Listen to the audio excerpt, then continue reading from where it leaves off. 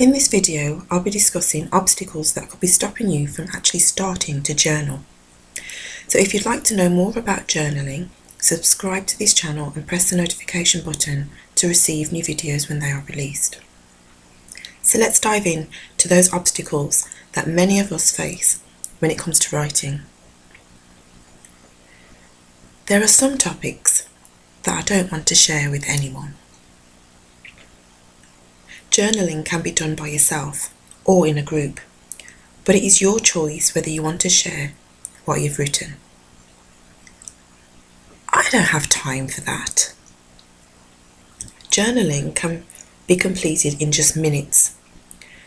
You can decide how long you would like to dedicate to journaling. I can't write because it reminds me of being back at school and I didn't pass my English exam. Well, there is no need to feel ashamed of not passing your English exam. An English qualification is not required for you to write in a journal. What matters is that you can understand what you have written. I don't want to be criticised by others because of how I feel about a specific topic. You decide whether you wish to share your journal entries with others. But what if someone reads my journal without my permission? Take all necessary precautions to keep your journal in a safe place where you don't want it to be found. You could carry your journal around with you in your bag if you don't have a safe place for it at home.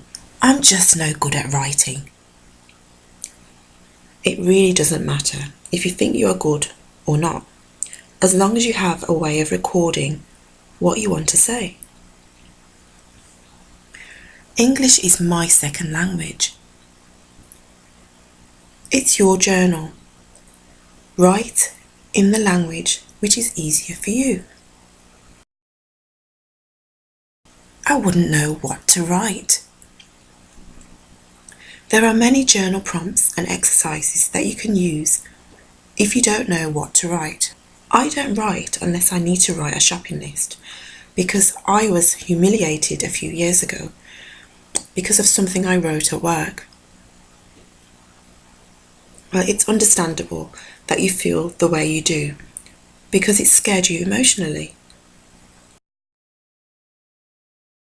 Don't allow an event from the past to control how you feel today. Don't miss out on the benefits of journaling because someone made you feel bad. You have control over who actually reads what you have written. But my past is too painful to revisit. There are studies that show that people who have experienced a traumatic experience benefit from journaling and have improved their health outcomes. I can't write pages and pages of writing and on demand. You don't need to. Whatever you feel satisfies your journaling need. It could just be one word a day. That's fine.